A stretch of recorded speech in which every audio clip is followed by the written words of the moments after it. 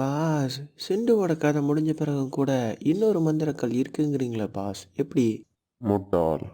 ஷிண்டுவை அடைச்சு வச்சவங்க ஷிண்டுவுக்கே தெரியாம இன்னொரு மந்திரக்கல்ல அவ உடம்புல இருந்து பிரிச்சு வச்சிருக்காங்க.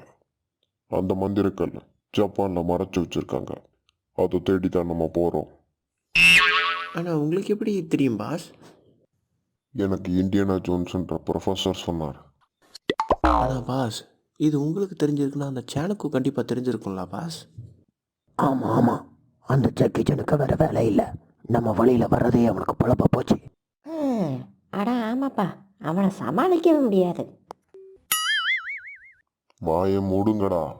உங்களெல்லாம் அடியாள்னு சொல்றதுக்கு எனக்கு வெக்கமா இருக்குடா. ஆமாம், இவர் அப்படியே அவனை அடிச்சுட்டு பாரு. என்னது? இல்லை, ஒன்றும் இல்லை பாஸ், உங்களை பற்றி பெருமையாக பேசிகிட்டு இருந்தேன். இந்த முறை அவன் வரட்டும். நானா அவனை ஒரு கேப் பார்த்துக்கிறேன். சரி பாஸ், நம்ம எங்கே போகிறோம்? முட்டாள் மாதிரி பேசாதீங்கடா.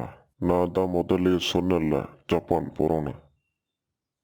ஆனால் பாஸ், நம்ம ஏர் இந்தியா ஃப்ளைட்டில் ஏறி இருக்கோம். என்னடா சொல்ற? ஆமாம் பாஸ், ராசப்பன் நீங்கள் இந்தியாவுக்கு வெக்கேஷன் கூப்பிட்டு போகிறீங்கன்னு சொன்னால் அதான் ஏர் இந்தியாவில் ஃப்ளைட் புக் பண்ணேன். ஆமாம் பாஸ், நீங்கள் தான் ஃபோனில் ஏதோ இந்தியானா ஜோன்சன் பேசிகிட்டு இருந்தீங்க. அவர் தானே உங்களுக்கு 13வது மந்திரக்கல் இருக்குன்னு சொன்னார். அதான் இந்தியாவுக்கு டிக்கெட் போட சொன்னேன். முட்டாள். அது அவரோட பேர். அவர் ஒரு அமெரிக்கன் ஆர்கியாலஜிஸ்ட். சொல்கிறத கவனமாக கேட்டு பண்ணணும் ராசப்பா. ஒன்றும் பிரச்சனை இல்லை. நம்ம இந்தியாவில் இருந்து ஜப்பானுக்கு கனெக்டிங் ஃப்ளைட்டில் போயிடலாம். Thanks pass. நீங்கள் கூட என்ன திட்டுவீங்களோன்னு நினச்சேன். ராசப்பா, உன்னோட முட்டாள்தனத்துக்கு தண்டனையா உன்னோட 2 மாதம் சம்பளம் கட். பாஸ், நீங்கள் சம்பளம்னு ஒன்று கொடுத்தே ரொம்ப நாள் ஆச்சு.